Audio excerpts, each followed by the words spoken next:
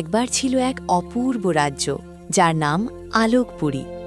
সেখানকার আকাশ ছিল চিরকাল নীল, ফুলেরা রাতেও জ্বলজ্বল করত। এই রাজ্যের রাজা ছিলেন পরীদের মহান সম্রাট অমরেন্দ্র, আর রানী ছিলেন স্নেহময়ী অমরাবতী, যাদের শাসনে আলোকপুরী ভরে ছিল শান্তি। তার একমাত্র কন্যা ছিলেন পরী রাজকন্যা মোনালিসা। মোনালিসার দান্তমণির মতো স্বচ্ছ, চুল সোনালি ঢেউয়ের মতো।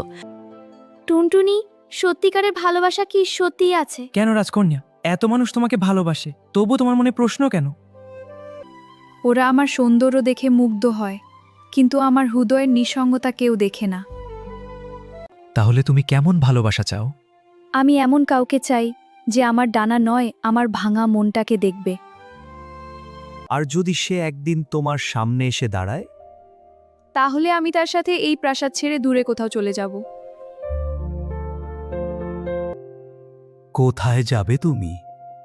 যেখানে রাজত্ব নেই, অহংকার নেই, শুধু দুটো মানুষের শান্ত একটা ছোট্ট জীবন আছে। তাহলে রাজকন্যা প্রেমে পড়ার অপেক্ষায় আছেন? হয়তো আমি এমন একজনের অপেক্ষায় আছি যে আমার চোখের ধুকরো পড়তে পারবে। একদিন ঠিক কেউ আসবে যে তোমার সৌন্দর্যের জন্য নয়, তোমার হৃদয়ের জন্য তোমাকে ভালোবাসবে। তোমার কথা যেন সত্যি হয়। রাজপ্রাসাদের পিছনের বাগানে যে জলের ফোয়ারাটা আছে, সেখানে মানব জগতে যাওয়ার রহস্য লুকিয়ে আছে। তুমি কি সত্যি বলছো? একদিন রাজকন্যা মোনালিসা তার ছোট্ট জাদুর ছড়ি নিয়ে প্রাসাদের পেছনের জাদুর বনে ঢুকে পড়লেন। বনের গভীরে তিনি একটা পুরনো ভাঙা ফোয়ারা দেখতে পেলেন। ফোয়ারার পাশে একটা কালো পাথরের ওপর লেখা ছিল, যে এই জল পান করবে সে 7 দিনের জন্য মানুষের জগতে যেতে পারবে। কিন্তু সাবধান, যদি 7 দিনের মধ্যে ফিরে না আসো তাহলে তোমার ডানা চিরকালের জন্য হারিয়ে যাবে। মোনালিসা খুব উত্তেজিত হয়ে পড়লেন। তিনি কখনো মানুষের জগৎ দেখেননি, তাই তিনি ফোঁয়ারার জল পান করে নিলেন। তৎক্ষণাৎ তার ডানাগুলো অদৃশ্য হয়ে গেল, আর তিনি এক সুন্দরী মানবী কন্যায় রূপান্তরিত হলেন। তিনি বন পেরিয়ে একটা ছোট্ট গ্রামে পৌঁছালেন। গ্রামের নাম ছিল সোনারপুর। আমি সকাল থেকে ঘুরছি, আমাকে অনেক জল পিপাসা পেয়েছে। তোমরা কি আমাকে একটু জল খাওয়াবে? অবশ্যই কন্যা, এসো আমাদের কাছে। Drink, my child. It will bring you peace.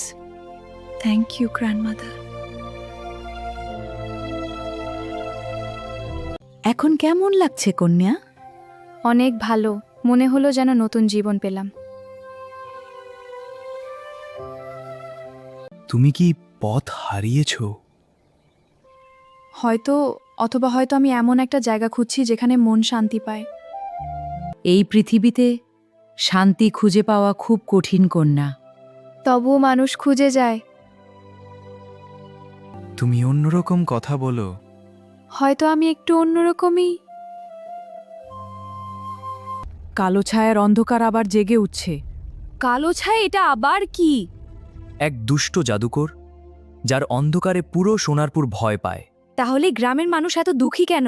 এখন বুঝতে পারছি। অনেক বছর আগে এই গ্রাম খুব সুখী ছিল, কিন্তু কালো ছায়া আসার পর সবকিছু বদলে গেছে।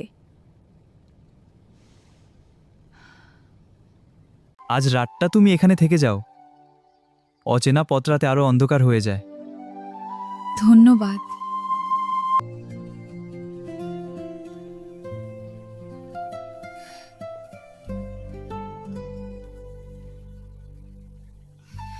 রাতে কেমন ঘুম হলো মা? খুব ভালো, অনেক দিন পর এত শান্তিতে ঘুমালাম।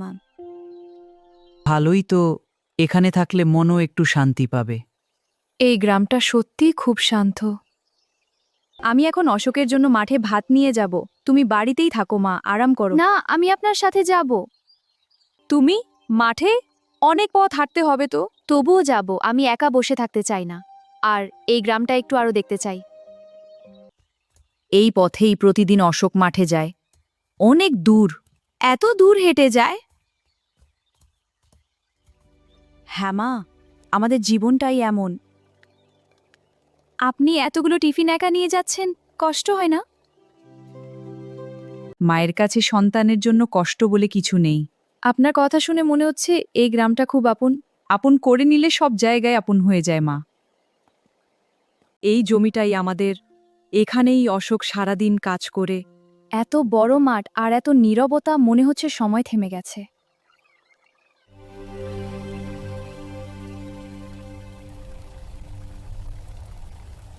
গ্রামের জমি এমনই মা, এখানে পরিশ্রমী জীবন। অশোক, এদিকে আয়। তোর খাটুনি দেখলেই আমার মন ভরে যায়। কাজ করতে আমাকে ভালো লাগে। আপনি সারাদিন এমন কাজ করেন, ক্লান্ত লাগে না? ক্লান্ত লাগে, কিন্তু এই কাজটাই তো আমাদেরকে বাঁচিয়ে রাখে। মাটির সাথে থাকলে শরীর ক্লান্ত হয়, কিন্তু মন শান্ত থাকে।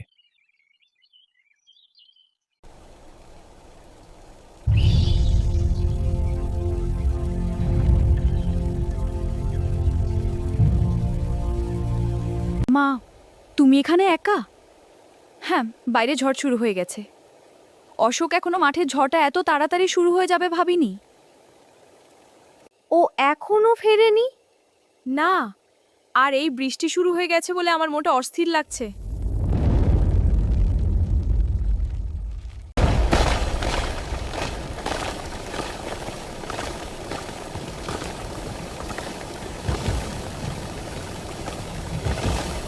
এত বৃষ্টি মাথায় নিয়ে ফিরলি, ভয় পেয়ে গিয়েছিলাম রে বাবা। মাঠে কাজ শেষ করেই ফিরছিলাম, হঠাৎই ঝড়টা নেমে এলো। ওখানে একা এত রাত পর্যন্ত ছিলে, ভয় লাগেনি? ভয় না, শুধু ভাবছিলাম এই বৃষ্টিটাকে জমিতে ধরে না রাখতে পারলে ফসল নষ্ট হয়ে যেতে পারে। তুই তো সবসময়ই এমন, নিজের কথা কম ভাবিস। কিন্তু আজ তো ঘরে ফিরেছি, তাই আর চিন্তা নেই। আজকে বুঝলাম মানুষের জীবন কত কঠিন হয়। রাজকুমারী মোনালিসা, তোমার বাড়ি ফেরার সময় হয়ে গেছে। কালকে সকালের মধ্যে না ফিরলে তোমার ডানা চিরকালের জন্য হারিয়ে যাবে। এত তাড়াতাড়ি 7 দিন কেটে গেল বুঝতেই পারলাম না। ঠিক আছে, কালকে দেখা যাবে।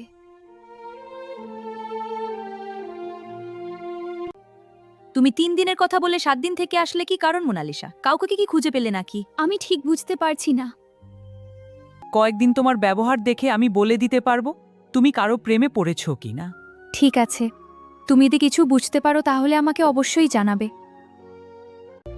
মোনালিসা, তুমি কয়েকদিন ধরে ঠিক করে খাচ্ছ না, ঘুমাচ্ছ না, কি হয়েছে তোমার? কি হয়েছে মা তোমার, বলো? আমি বুঝে গেছি, আমি সব জানি।